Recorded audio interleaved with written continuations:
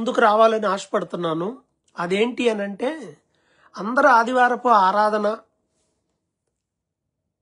వెళ్ళాము, ఆరాధన చేశాము, వచ్చాము అని అంటున్నారు. ఈ ఆదివారపు ఆరాధన చెయ్యమని బైబిల్లో యాడుందండి? ఎప్పుడైనా చెయ్యొచ్చు, వెళ్ళాలా అని కొంతమంది, వెళ్ళకపోతే వచ్చిన నష్టం ఏంటి అని కొంతమంది, పొరపాటున కుదరక ఆరాధనకి హాజరు అవ్వక దేవుని శాపాలు వస్తాయేమో అని భయపడేవాళ్ళు కొంతమంది, ఫార్మాలిటీగైనా సరే దేవుని సన్నిధికి అంటే ఆదివారం ఆరాధనకు అలా వెళ్తే చాలు ఆశీర్వాదాలు ఆటోమేటిక్గా అవే వస్తాయి అని భావించే వాళ్ళు కొంతమంది. అసలు దేవుని వాక్యము చరిత్రలో అంటే బైబిల్ చరిత్రలో, ఎస్పెషల్గా పాత నిబంధన నుండి క్రొత్త నిబంధన వరకు ఇప్పటి వరకు ఉన్న చరిత్రలో అసలు బైబిల్ ఏం చెప్తుంది అనే విషయాన్ని మనం ఈరోజు చూడబోతా ఉన్నామండి. బైబిల్ ఏం చెప్పింది? ఎందుకంటే ఈరోజు కొంతమంది ఉన్నారు, కొంతమంది అనకూడదు అంటే అనాలే, అనపోతే వాళ్ళకి మాత్రం ఏం తెలుస్తుంది. ఆదివారం ఆరాధనకి రాకపోతే శాపాలు వస్తాయి, నాశనం అయిపోతారని కూడా చెప్తున్నారు. ఆదివారానికి రాకూడదు అనేది నా ఉద్దేశం కాదు, రాపోయినా పర్లేదని చెప్పడం నా ఉద్దేశం కాదు. ఆదివారం మనం ఆరాధన ఖచ్చితంగా వెళ్ళాలి, ప్రభు సన్నిధిలో గడపాలి. కానీ బెదిరింపు చర్యలు ఆదివారం పేరు మీద అనేవి కరెక్ట్ కాదు. అలా అని పర్లేదులే, చెప్పారులే, ఏదో లూజ్ ఇచ్చారులే అని చెప్పి ఎవరైతే దాన్ని నిర్లక్ష్యపరుస్తారో వాళ్ళు ఖచ్చితంగా శాపగ్రస్తులు అవుతారు. దాంట్లో అస్సలు అనుమానమే లేదు. ఇక్కడ విషయం ఏంటంటే ఆత్మతో ప్రభువుని మనం ఆరాధించడం అనేది ఇక్కడ విషయం. ఇది వెరీ వెరీ ఇంపార్టెంట్. యేసు ప్రభు సమరయ స్త్రీతో మాట్లాడుతున్నాడు.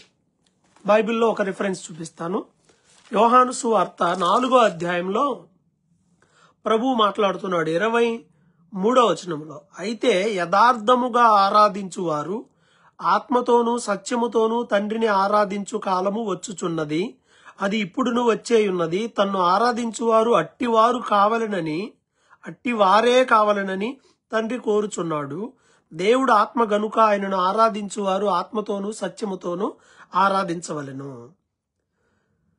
షోమ్రోను కొండ మీద సమరయులు ఆరాధన చేస్తా ఉన్నారు. సమరయులు షోమ్రోను కొండ మీద గెరెజీము అనేటువంటి దాని మీద కొండ మీద వాళ్ళు ఆరాధన చేస్తున్నారు. యూదులేమో యెరూషలేములో ఆరాధన చేస్తున్నారు. సేమ్. ఒకప్పుడు ఈ సమరయ ప్రాంతంలో ఒకప్పుడు ఇశ్రాయేలీయులు ఆ దేశం నుండి తరిమేయబడినప్పుడు అష్షూరీయులు వచ్చారు. కొంతమంది అష్షూరీయులు వచ్చినప్పుడు ఆ ప్రాంతంలో దేవుడిచ్చిన వాగ్దాన దేశంలో ప్రవేశించిన ఈ అష్షూరీయులు కొంతమంది దేవునికి విరోధమైన పనులు చేయటం వల్ల దేవుడు సింహాలను పంపించాడు. వాళ్ళు భయపడిపోయారు, ఆ ప్రాంతంలో ఉండలేకపోయారు. అప్పుడు కొంతమంది ప్రవక్తలను పెట్టి, బాబు దేవుని మర్యాద మీకు తెలియదు, అందుకే ఇవన్నీ వస్తున్నాయి, దేవుని మర్యాద తెలుసుకోండి అని దేవుని చిత్తాన్ని వాళ్ళు కనుక్కుంటే సేవకులను కొంతమందిని పెట్టుకొని, ఇదిగో దేవుని వాగ్దాన దేశంలో ఉండాలంటే ఇలా ఉండాలి అని వాళ్ళకి కొన్ని రూల్స్ నేర్పించడానికి యాజకులు నియమించబడ్డారు. అయితే అక్కడ ఉన్న వాళ్ళు కొంతమంది ఏం చేశారంటే ఇవి వింటున్నారు కానీ వాళ్ళు అనుకునే వాళ్ళు చేస్తున్నారు. అందుకే వీళ్ళు పేరుకి ఏదో దేవుణ్ణి ఆరాధిస్తున్నాం అని అనుకుంటారు కానీ వాళ్ళు లోక సంబంధంగా ఆయన్ని ఆరాధిస్తుంటారు. ప్లస్ దేవుణ్ణి ఆరాధించట్లా, వాళ్ళకి నచ్చిన వాళ్ళని ఆరాధిస్తున్నారు. ఈ విధంగా క్రాస్ బ్రీడ్ అన్నమాట, సంకర జాతి అంటారే, అంటే మిక్స్ అయింది అని, తక్కువ అని కాదు. ఇలా యూదులు అన్యులు ఆచారాల విషయంలో కానీ మనుషుల విషయంలో కానీ అలా మిక్స్ అయిపోయిన వాళ్ళు, ఇలా మిక్స్ అయిపోయిన వాళ్ళందరూ కలిసి ఆరాధన చేస్తున్నారు అక్కడ. ఆ సందర్భంలో ప్రభు అంటున్నాడు, అమ్మా మీరు ఆ కొండ మీద ఆరాధన చేయరు ఒక కాలంలో, అలాగే వీళ్ళు యెరూషలేములో కూడా ఆరాధన చెయ్యరు అని చెప్పేశారు. అయితే దేవుణ్ణి ఆరాధించే వాళ్ళు ఎలా ఆరాధించాలి? ఆత్మతో సత్యముతో ఆరాధించాలి. ఫైన్. ఇప్పుడు మనం ఎలా ఆరాధించాలి అనేది కాదు కానీ ఎప్పుడు ఆరాధించాలనే ఒక టాపిక్ మీద మనం ఉంటున్నాం. ఎందుకు ఆదివారం, ఎందుకు శనివారం? కొంతమంది ఇప్పుడు ఒక బ్యాచ్ ఉండింది ప్రపంచంలో, అదే బ్యాచ్ అంటే 7th డే. వాళ్ళు ఏమంటారంటే శనివారం మాత్రమే ఆరాధన చేయాలి, ఆదివారం అనే ఎక్కడుందండి బైబిల్లో చూపించండి అనే వాళ్ళు ఉన్నారు. మనం ఆదివారం ఆరాధన చేస్తాం, శనివారం ఉపవాస ప్రార్థన చేస్తాం లేదా సిద్ధపడతాం, శుక్రవారం ఉపవాస ప్రార్థనలు చేస్తారు, బుధవారం చేస్తారు, లేకపోతే మధ్యలో చర్చ అన్నాక వారంలో ఏదో ఒక రోజు మీటింగ్ ఆ సంఘం యొక్క సిచ్యువేషన్ బట్టి, అవసరతను బట్టి సంఘంలో ఉన్న వారాలు ఎప్పుడైనా సరే ప్రార్థనలు నిర్వహిస్తూ ఉంటారు. అయితే ఒకసారి చరిత్రలోకి వెనక్కి వెళ్తే అసలు ఈ ఒక్కరోజు ప్రభువుని ఆరాధించడం అనే కాన్సెప్ట్ అనేది ఎక్కడి నుండి వచ్చింది, ఎప్పటి నుండి వచ్చింది? దీన్ని ఒకసారి మనం ఆలోచన చేసినట్లయితే ఫస్ట్ అసలు సృష్టి ఆరంభంలో ఏం జరిగింది? వారానికి ఎన్ని రోజులు ఉన్నాయి, సంవత్సరానికి ఎన్ని రోజులు ఉన్నాయి, మార్పులు ఏమన్నా క్యాలెండర్లో జరిగినాయి అని అంటే క్యాలెండర్లో మార్పులు జరిగినాయి, సంవత్సరాల్లో నెలల్లో మార్పు జరిగింది, రోజుల్లో మార్పు జరిగింది. కానీ వారం రోజులు అంటే 7 రోజుల్లో ప్రపంచ చరిత్రలో ఎక్కడా మార్పు జరగల. ఎవడైనా సరే వారానికి 7 రోజులు మాత్రమే. అదేందండి వారానికి 7 కాక ఏముంది అని అంటే టైం మారుస్తారండి. ఇప్పుడు యూకేలో నేను ఉన్న దగ్గర లండన్లో మొన్న ఆదివారం అక్టోబర్ నెలలో చివరి వారం ఏం చేశారంటే ఒక టైం అయిపోయిన తర్వాత, ఇప్పుడు ఒకటి అయిపోయింది, 2 అయింది, 2 అయిన తర్వాత మళ్ళీ టైం 2 అయితే ఎలా ఉంటుంది? 1:59 అయిందండి. టైం తర్వాత ఎంత అవ్వాలి? 2 అవ్వాలి. మళ్ళీ 1 అయితే ఒక 1 అవర్ వెనక్కపోతే ఎలా ఉంటుంది? వినటానికి ఎలా ఉంది చెప్పండి? వినటానికి అది జరిగిద్ది. ప్రతి సంవత్సరం ఇక్కడ జరిగిద్ది యూకేలో. మరలా మార్చి నెలలో ఏం చేస్తాడు? మరలా ఒక 1 అవర్ కట్ చేస్తాడు. 1:59 అనుకోండి, అంటే ఎగ్జాంపుల్ చెప్తున్నా. తర్వాత ఎంత అవ్వాలి? 2 అవ్వాలి. సడన్గా 3 అయిపోద్ది. అంటే 1 గంట పోద్ది ఇక్కడ. అలాగే ప్రపంచంలో చాలా మంది సంవత్సరానికి ఒకప్పుడు 12 నెలలు ఉండేవి కాదు, ఎక్కువ ఉండేవి. ఇంకా 13 నెలలు పెట్టుకున్న వాళ్ళు ఉన్నారు, 14 నెలలు పెట్టుకున్న వాళ్ళు ఉన్నారు. రకరకాలుగా చేశారు. అలాగే నెలకి ఉండే రోజులు 31 రోజుల, 28 రోజుల, 30 రోజులు ఇవన్నీ వచ్చినవే. ఇవి కూడా మార్పులు వచ్చేసినాయి. మనం ఇంగ్లీష్ క్యాలెండర్ని చూస్తే, గ్రెగేరియన్ క్యాలెండర్ని చూస్తే వాళ్ళ పేరు మీద, జానస్ అనే దేవత పేరు మీద జనవరి, ఈ ఒక పువ్వు పేరు మీద ఫెబ్ అనే అది ఒక పువ్వు పేరు, ఆగస్ట్ అనేది ఒక చక్రవర్తి పేరు, జూలియస్ సీజర్ పేరు మీద జూలై వచ్చింది. సో ఇలా రకరకాల పేరు మీద వచ్చింది. అయితే ఎక్కువ నేను వాటిలో చెప్పాలనుకోవడం లేదు. కానీ టైం అంతా మార్చేశారు, కానీ వారంలో 7 రోజులు ఎవడ మార్చలేదు.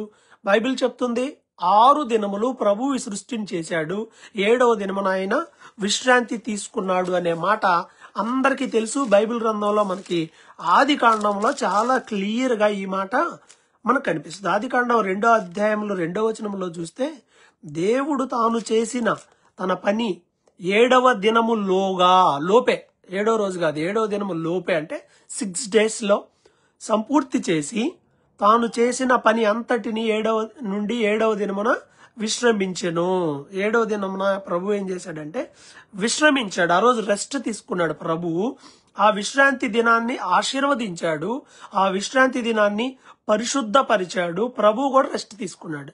అంటే దీన్ని బేస్ చేసుకుని కొంతమంది అంటే మిగతా రోజులు పరిశుద్ధమైనవి కాదా, మిగతా రోజులు ఆశీర్వాదకరమైనవి కాదా, ఆదివారమే మంచి రోజా అని మాట్లాడే వాళ్ళు ఉన్నారు.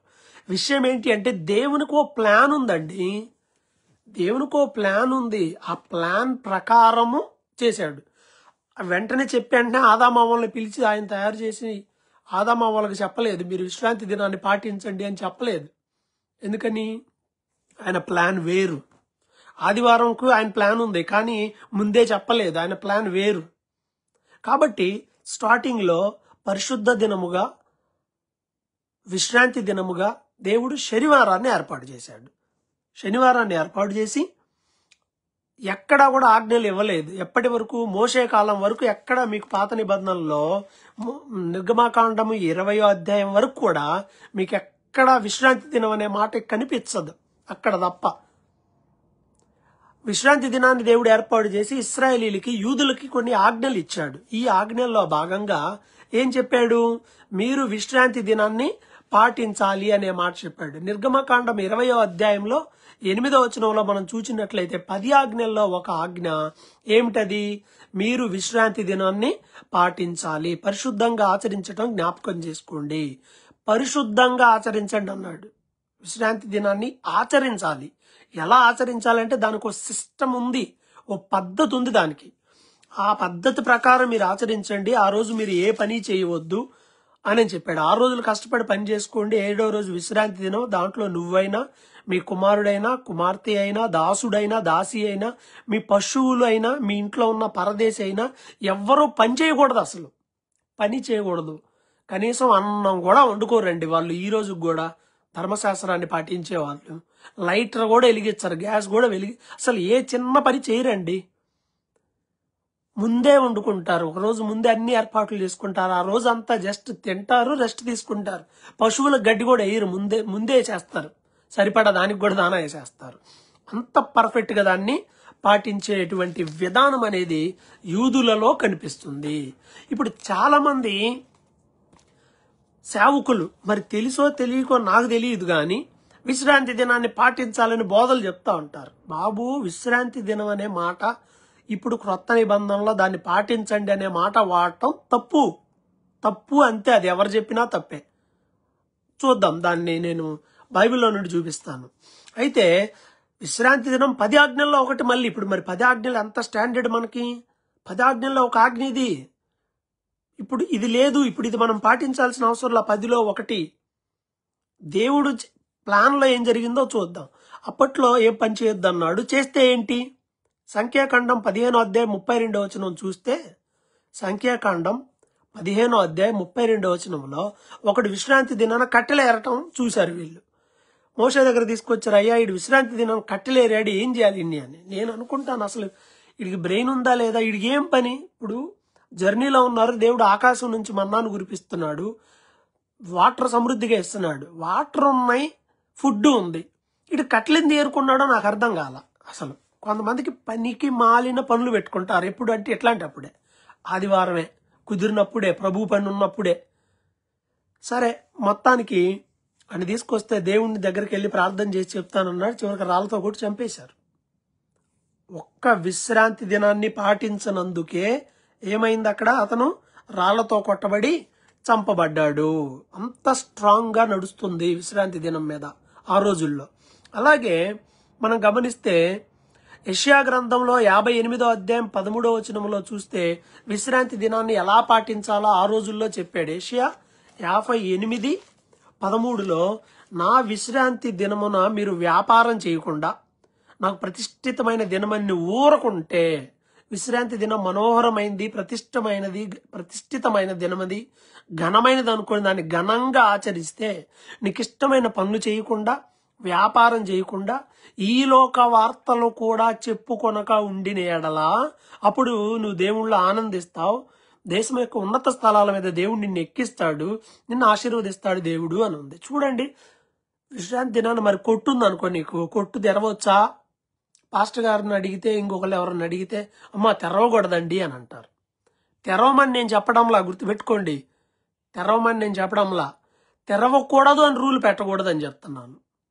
విశ్రాంతి దినం అయితే ఈ రూల్ పాటించాలి. మనం విశ్రాంతి దినానికి బద్దులం కాదు. విశ్రాంతి దినం వాళ్ళు అలా ఉండేవాళ్ళు, ఈ లోక వార్తలు కూడా చెప్పుకునే వాళ్ళు కాదు. ఇప్పుడు మనకి టీవీలు, మొబైల్స్ అన్నీ వచ్చేసినాయి. సాధ్యమేనా ఇవన్నీ? కుదురుతుందా?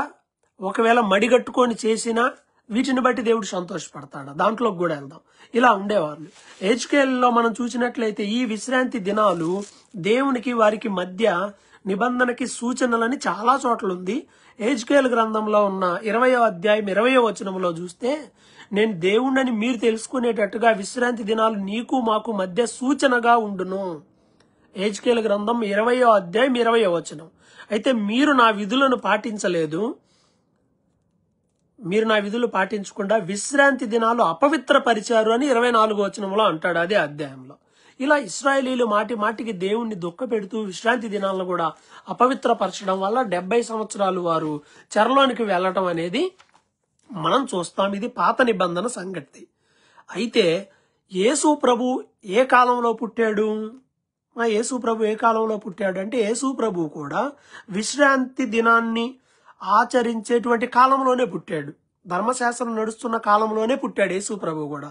అందువల్ల ఆయన కూడా విశ్రాంతి దినానికి పాటించాడు. ఆయన కూడా పాటించాడు. విశ్రాంతి దినాన ప్రేయర్కి వెళ్ళాడు, సున్నతి చేయించుకున్నాడు, లేకపోతే ధర్మశాస్త్ర సంబంధమైన విధులన్నిటిని యేసు ప్రభు ఫాలో అయ్యాడు.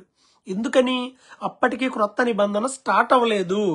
యేసు ప్రభు పుట్టడంతో క్రొత్త నిబంధన స్టార్ట్ కాలేదండి. క్రొత్త నిబంధన స్టార్ట్ అయింది ఎప్పుడయ్యా అంటే, పెంతుకోస్తు పండుగ దినమున సంఘం ప్రారంభమైంది. అప్పటి వరకు లేదు. యేసు ప్రభు ఆయన రాజ్యాన్ని జస్ట్ అలా స్ప్రెడ్ చేయడం, ప్రకటించడం మొదలు పెట్టాడు. అయితే సంఘ స్థాపనకి బీజాలే తప్ప యేసు పరలోకానికి ఆరోహణమైన తర్వాత మాత్రమే ఆదివారపు ఆరాధన వాడుకలోకి వచ్చింది. అంత యేసు ప్రభువు శిష్యులు అందరూ కూడా విశ్రాంతి దినాన శనివారమున ప్రార్థనకి వెళ్ళేవాళ్ళు. అందుకే ఇందాక చెప్పాను కదా, 7th డే చర్చ్ అని ఒకటి ఉంది. ఈరోజు ప్రపంచంలో చాలా చోట్ల ఉంది, మనకి ఇండియాలో ఉంది, ఆంధ్రాలో, అన్ని ప్రాంతాల్లో అది కూడా పెట్టారు. శనివారం వాళ్ళు ఆదివారం ఆరాధన చేయరు, ప్రార్థనలు చేయరు. శనివారం చేస్తారు, ఆదివారం రారు. అయితే యేసు ప్రభు పాటించలేదా అంటారు. అవును, యేసు ప్రభు కూడా పాటించాడు. అయితే యేసు ప్రభు వాటిని దాటాడు. ఏమని? విశ్రాంతి దినమున శిష్యులు వెన్నులు తుంచుతూ వెళ్తున్నారు పొలంలో నుండి వెళ్ళేటప్పుడు. మీ శిష్యులేంటి విశ్రాంతి దినాన వెన్నులు తుంచుతున్నారు అని అడిగారు. అప్పుడు ప్రభు అన్నాడు, మనుష్య కుమారుడు విశ్రాంతి దినానికి ప్రభు అయి ఉన్నాడు. విశ్రాంతి దినం అనేది మీకోసం పెట్టబడిందే తప్ప మీరు దానికోసం లేరు అని చెప్పాడు. అంటే తన ఉద్దేశాన్ని చెప్పాడు. బాబు, ఈ రోజు అనేది మీకోసం నేను పెట్టాను, మీకోసం, కానీ మీరు దానికోసం కాదు. విశ్రాంతి దినాన లూకాసు వార్త 13వ అధ్యాయం 12వ వచనంలో విశ్రాంతి దినాన ఒక ఆమెను స్వస్థపరిచాడు. వాళ్ళు చాలా ఫీల్ అయిపోయి యేసును చంపాలని చూశారు. ఏంటి, నువ్వు దేవుని కుమారుణ్ణి, దేవుణ్ణి అని చెప్పుకుంటున్నావు, నువ్వెందుకు విశ్రాంతి దినాన్ని పాటించలేదని. లూకా 14వ అధ్యాయం ప్రారంభ వచనంలో కూడా చూసినట్లయితే జలోదర రోగంతో ఉన్నటువంటి వ్యక్తిని బాగు చేశాడు. వాళ్ళు అడిగారు, విశ్రాంతి దినాన స్వస్థ చెయ్యొచ్చా? ఎందుకంటే వీళ్ళు కనీసం అన్నమే వండుకోరు కదా. అప్పుడు ప్రభు అంటాడు, గాడిద గుంతలో పడింది అనుకో, విశ్రాంతి దినం అని ఊరుకుంటారా మీరు? తీస్తారు కదా దాన్ని బయటికి. అలాగే మనిషి ఇంపార్టెంట్, ఒక ఆత్మ ఇంపార్టెంట్ అని ప్రభు చెప్పాడు. ఇంకో విషయం ఏంటంటే, సంఘం ప్రారంభించబడింది ఆదివారం, పెంతుకోస్తు దినమున అని బైబిల్లో ఉంటది. పెంతుకోస్తు పండుగ అని ఉంటది. అంటే 49 రోజుల పండుగ. అది అయిపోయాక 50వ రోజు, అంటే 7 వారాలు, 7 ఏళ్ళు 49 రోజులు, శనివారం లెక్క అనమాట. 7వ రోజు, 7 ఏళ్ళు 49 అయిపోయాక వచ్చేది 50వ దినమున. పెంతుకోస్తు అంటేనే 50వ రోజు అని అర్థం. పెంతుకోస్తు అంటేనే 50వ రోజు అని అర్థం. సో 50వ రోజు ఆదివారం, అంటే ఇది మొదటి రోజు. శనివారం 7వ రోజు, ఆదివారం మొదటి రోజు. ఇక్కడ దేవుడు పరిశుద్ధాత్మను ఆదివారమున సంఘాన్ని మీదకు పంపాడు. అందరూ ప్రార్థన చేస్తున్నప్పుడు వాళ్ళు ఆ రీతిగా ఆదివారం సంఘాన్ని ప్రారంభించారు. అంతకు ముందు కూడా ఆదివారానికి ఒక ప్రయారిటీ ఉంది. అదేంటి?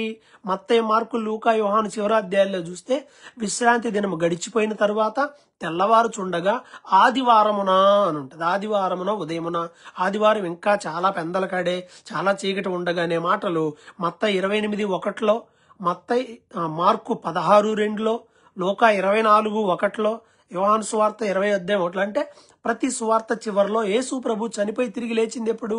ఆదివారం. విశ్రాంతి దినమున లెగిస్తే వీళ్ళు నమ్మరు.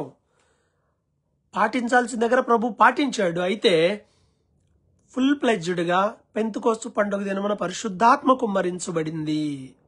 ఆ తర్వాత ఆదివారమున రొట్టె విరవడానికి, అపోస్తుల కార్యములు 20వ అధ్యాయం 7వ వచనాన్ని మనం చూసినట్లయితే, మేమందరం ఆదివారమున రొట్టె విరవడానికి కూడుకొని ఉన్నాము అని 20వ అధ్యాయం 7వ వచనంలో మనకు కనిపిస్తుంది. పౌలు గారు వీళ్ళందరూ కూడా. మరి మిగతా టైంలో కూడా పౌలు గారు విశ్రాంతి దినాన్ని సమాజ మందిరాల్లోకి వెళ్ళి బోధించాడు కదా. అంటే మరి వాళ్ళకి శనివారం జరిగింది కాబట్టి ఆచారం నడుస్తుంది. అప్పుడే స్టార్ట్ అయింది క్రొత్త నిబంధన సంఘం కాబట్టి, ప్రారంభంలో కాబట్టి అందరం కలుసుకోవడానికి శనివారమే వెళ్ళాడు పౌలు గారు కూడా. వెళ్ళి వాళ్ళ సమాజ మందిరంలో బోధించి వాళ్ళకి ప్రభు గురించి చెప్పి వారిని ప్రభు యొక్క మార్గంలోని తీసుకొచ్చాడు. ఆదివారంలోనికి తీసుకురాలా, ప్రభు మార్గంలో తీసుకొచ్చాడు. ఏ ఒక్కరైనా ప్రభు మార్గంలోకి వస్తే అన్ని విషయాల్లో ప్రభు మార్గంలోనికి వస్తామన్నమాట. సో ఆ విధంగా ఆదివారపు ఆరాధన అనేది పెంతుకోస్తు పండుగ దినమున ప్రారంభమైంది. శిష్యులందరికీ ఆదివారమున ప్రభు లేచింది ఆదివారం, పండుగ పెంతుకోస్తు పండుగ దినం వచ్చింది ఆదివారం, పరిశుద్ధాత్మ సంఘం మీదకి వచ్చి సంఘ స్థాపన జరిగింది ఆదివారం. కాబట్టి ఆది సంఘంలో ఆదివారపు ఆరాధనకి బీజాలు పడ్డాయి. ఆ విధంగా ఆరాధన ప్రారంభమై ఈ రోజు కూడా కొనసాగుతూ ఉండింది. అయితే విశ్రాంతి దినాన్ని పాటించకపోతే శాపాలు వచ్చినాయి.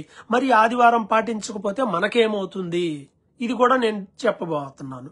సో ఆదివారము గురించి ఇంకా బైబిల్లో ఎక్కడుంది అని అంటే అపోస్తుల కార్యములు 20వ అధ్యాయం 7వ వచనంతో పాటుగా 1 కొరింథీ పత్రిక 16వ అధ్యాయం 2వ వచనంలో పౌలు గారు అంటాడు, నేను వచ్చినప్పుడు మీరు ఆ సంఘానికి ఏదో కొంత సాయం చేయాలనుకున్నారు కదా, నేను వచ్చినప్పుడు చేయకుండా మీరు ఆదివారమును కూడుకున్నప్పుడు, మీలో ప్రతి వాడు ఆదివారం కూడుకుంటారు కదా అక్కడ, అప్పుడు మీరు వర్ధిల్లను కొలిది కొంత చందా వేయండి అక్కడ అని చెప్పి ఒక మాట చెప్తూ, ఏ రోజు అంటే ఆదివారం ఎట్లాగా అందరు వస్తారు కదా, వచ్చినప్పుడు కొంత చందా వేసుకోండి అని అన్నాడు.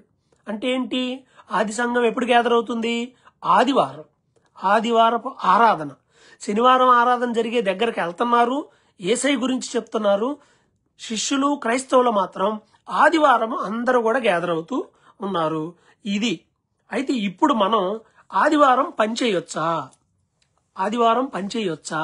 ఆదివారం అత్యవసరమయ్యి వెళ్ళొచ్చా అనేది ప్రశ్న. ఇప్పుడు నా ప్రశ్న, పాత నిబంధనలో మనం చూసాం ఏమని, విశ్రాంతి దినం దాని గురించి మనం చూసాం.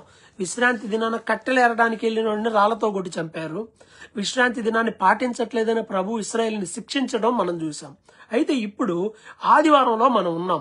ఈ ఆదివారం ఆరాధన అంటే శనివారం నుండి ఆదివారానికి మారింది. ఫైన్, ప్రభు చనిపోయి తిరిగి లేచిన రోజు, సంఘం ప్రారంభించబడిన రోజు, అలాగే దేవుడు ఆదివారపు ఆరాధనని శిష్యుల చేత నడిపిస్తా ఉన్నాడు. ఇప్పుడు ఆదివారపు ఆరాధన మానేస్తే ఏం జరిగిద్ది? కొంతమంది రకరకాలైన మాటలు చెప్తా ఉన్నారు. గుర్తుపెట్టుకోండి, 2 వర్షన్లు ఉన్నాయి ఇక్కడ. ఒకటి, ఆదివారపు ఆరాధన అనేది ఆచారం కాదు. విశ్రాంతి దినం అనేది ఒక రూల్, అది ఒక ఆచారంగా జరగాలి. అయితే ప్రభువు దాన్ని ఆచరించడం ఘనంగా ఆచరించండి అన్నాడు.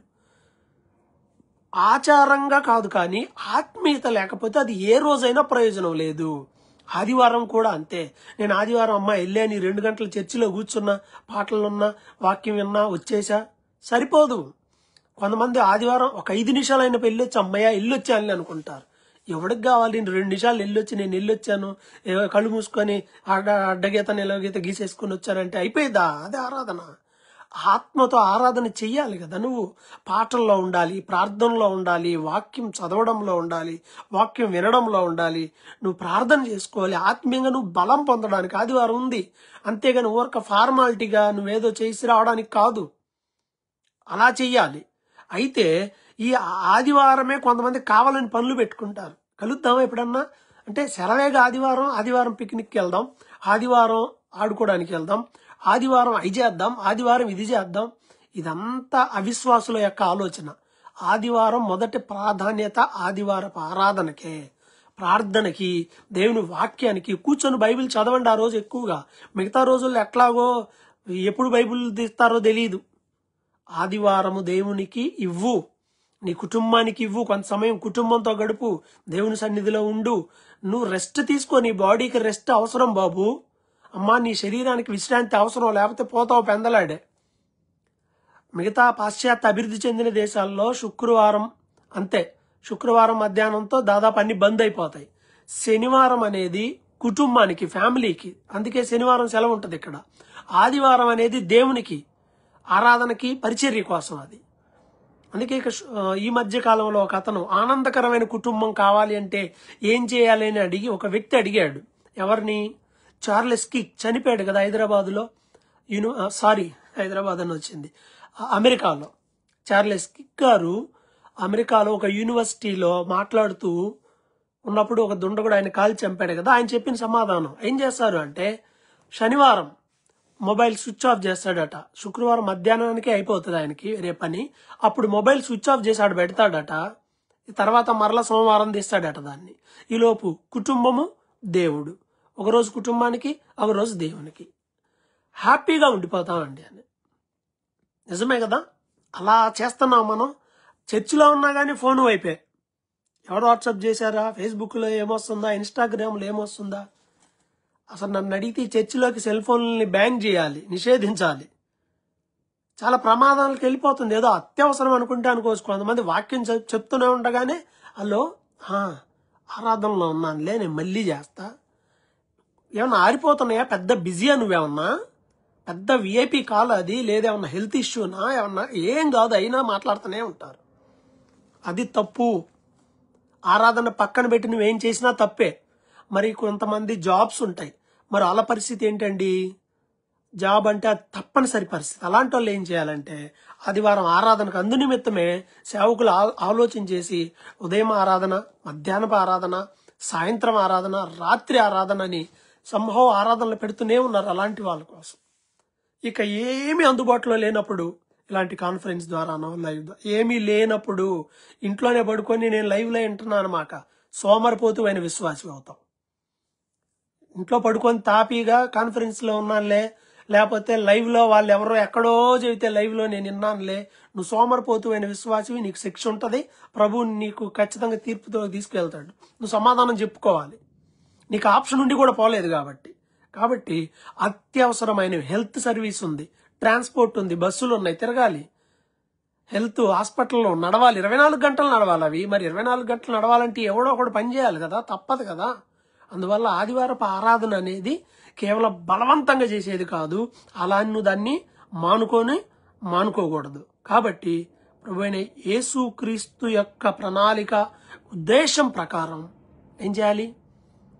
ప్రభు మనల్ని ప్రేమించి ఇచ్చిన ఈ ఆదివారపు ఆరాధనని ఉపయోగించుకోండి. ఏదో ఫార్మాలిటీగా కాకుండా ఎలా ఉపయోగించుకోవాలి?